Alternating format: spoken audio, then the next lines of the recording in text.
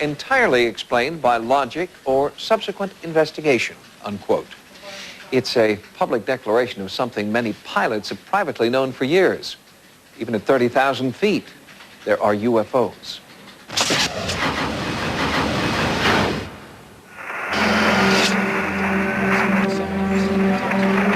Recently, Sightings was contacted by 2 air traffic controllers, each describing the same disturbing incident in the skies above New Mexico on the night of May 26, 1995. Here is part of one of the controllers' message, as recorded on the Sightings hotline, electronically altered to protect the caller's identity. Yeah, I work as an air traffic controller, and the pilot of America West Airlines had seen an object between 300 and 400 feet long.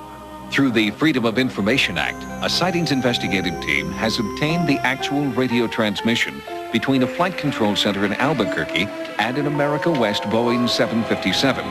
Based on these transmissions, we've been able to recreate a startling encounter between a commercial aircraft loaded with passengers and an unknown craft 6 miles above the Earth. The voices are real. The words are not scripted. This is the actual transmission recorded at the moment the UFO was sighted. Yeah, off to our 3 o'clock. Get some strobes out there. Can you tell us what it is? But air traffic control cannot tell America West Flight 564 what it is. The object is not on radar. The tone of the radio communication begins to change. There's nothing on the radar on that object that's up in the air? It's up in the air? Affirmative.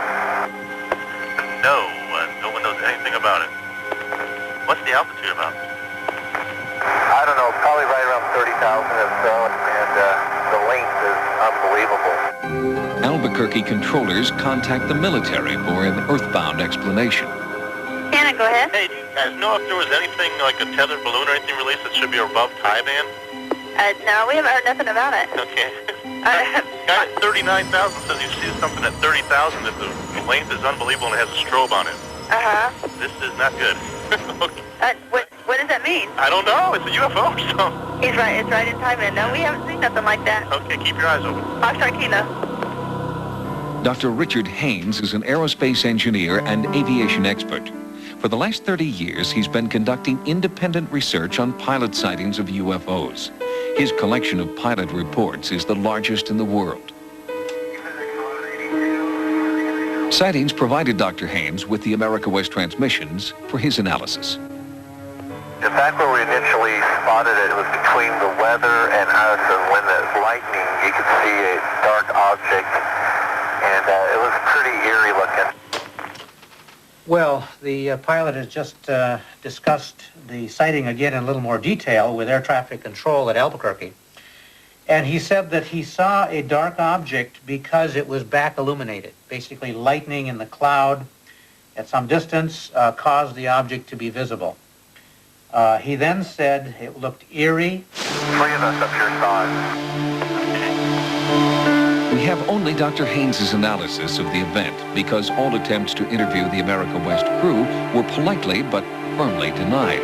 There is no law that prohibits them from speaking out, at least not any written law. They don't encourage you reporting it, that's for sure. This man, a United Airlines pilot for 35 years, also had a UFO encounter at 30,000 feet. But it is only now that he is retired and anonymous that he's willing to describe his sighting. When it was ready to leave, it departed at a very high rate of speed, accelerating as it went, and disappeared off into the distance at speeds that I couldn't even estimate. The other crew members have never come forward. Alitalia pilot Graham Shepard is also familiar with the industry's code of silence. It is a commercial judgment that pilots shouldn't speak about this. Unfortunately, it's a fact of life that any UFO, alliance with a UFO sighting or anything unusual about a particular crew member will downgrade the potential of that airline to earn maximum profits.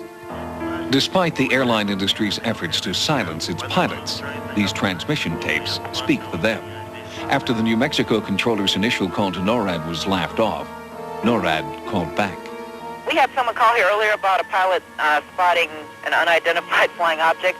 Yep, that's us. Okay, well, hey, we're tracking a search-only track kind of up where that might have happened. It's tracking about 390 knots. We've been tracking it for about 3-4 minutes now. I mean, to be going that fast, it's got to be up kind of high. Yeah, you got no code on it, huh? Nope, it's search-only. It seems that the radar controller was tracking an object, an unknown, that wasn't transponding. And by law, any craft in controlled airspace must have a transponder. But it's very interesting that ultimately it was seen by the radar controller. This is an historic UFO event. Audio tape confirms that 3 highly trained commercial pilots witnessed an enormous UFO, a UFO confirmed on radar by NORAD Air Defense Command. This is one encounter that cannot be dismissed as a hallucination or a hoax. Something was up there. Are we prepared for its return? I've listened to the American West tape, and my opinion is that it's absolutely authentic. If handled correctly, this tape could be something of a breakthrough. First time in 15 years I've ever seen anything like it. In Mexico City, a 5-year-long flap of UFO activity has commercial pilots running scared. There have been several near misses. Under the auspices of the Mexican Aviation Union, the pilots have formed a coalition to demand a comprehensive, government-backed investigation into the Mexico City flap. Spots, Israel has been a blank page. When I researched my book, the only public mention of UFOs that I found were from 1952, from Haifa. There were 2 sightings. That is all I could find until Sheikh Mona. Barry Chamish is an author and journalist who has written about a recent rash of UFO sightings and encounters that began suddenly in 1987. This is on the evening of Rosh Hashanah in 1987. Ami Akrai is returning home from Tel Aviv, his home in Kiryat Bialik, near Haifa. There is a beach called Sheikh Mona, just before the city of Haifa. He sees a red object fly into the air, hover, dip. Underneath there was a red glowing spot about 1.5 meters in diameter. There were immense flashlights, and there was a very loud noise, a whirlpool, as if a helicopter was going to crash. He stops his car, gets out of the car, sees the object return, and there is a huge flash. It suddenly disappeared. Only a big red spot remained, and in a second, it leaped into the sky and vanished. Ami was shaken by the inexplicable UFO encounter. He tried to put it behind him, to dismiss it as an asteroid or a comet, but something drew him back to the scene. And in the daylight, he found concrete remnants of his experience. Imagine intense heat burning sand and vegetation in the shape of a UFO. Inscribed in the right-hand corner, a clear-cut picture of an astronaut in front of the dashboard. Not only was there an indelible image in the sand, testing at the site revealed the ground itself had taken on unusual properties. The land was 671% more magnetic than usual land. At the request of Sightings, soil samples were taken from the scorched earth at Sheikh Mona Beach for a detailed analysis by biophysicist W.C. Levengood. His findings confirmed that the ground had new characteristics. One was sort of astounded by the tremendous change in the ratios of the elements. For example, ordinary zinc was increased 104 times, whereas our other elements stayed absolutely the same. But that finding paled in comparison to what Dr. Levengood found while he was preparing to take a photomicrograph of the soil sample. As I was adjusting the camera to get the photograph, to my astonishment, the soil appeared to be melting. What I found here was that there was a coating on the soil of a very low melting material. I have consulted with a geophysicist, and there is no explanation. This does not occur in nature. There's no natural way that this amount of hydrocarbon would be on the soil. 5 months after the Sheikh Mona Beach sighting, Just 1 mile away in the city of Haifa, Rosetta Kalfan and her family spotted bizarre lights in the sky. They were able to film the UFO with a home movie camera. We were chatting, and suddenly my sister looked up towards the window and saw a glittering light in the air. I got up quickly, and we both rushed over to the window. I told her, "Do you know what that is? That is a UFO." The light was golden, like nothing I've ever seen in my life. A real light beam radiating out from it. It was shocking, truly shocking. There was a UFO that stayed there 17 minutes over the sea and then disappeared very quickly until it became small as a star. You see windows, and this is possibly the most outstanding feature. And certainly in the film, you'll see that at the beginning, Rafi Malka is clever enough to get background. There's no mistaking this as part of the features of the hill or the Haifa area. It's not a natural feature, it's certainly dangling in the air. It moves, it has lights, and it was witnessed by experts. I believe that it was a tremendously documented UFO. 2 years later, in 1991, Yossi Ben Maas was leaving his real estate business in Haifa for his home in nearby Beit Shan. Suddenly, out of nowhere, he was nearly blinded by a brilliant shaft of light. There was a huge sheet of light. It was right before my eyes. It was spectacular. It was a very calming light, but I was afraid it would go to Beit Shan, where my friends and family are. So all of a sudden, it changes course, as if it was reading my mind, a kind of telepathy between us. Yossi immediately called the Beit Shan Police Department.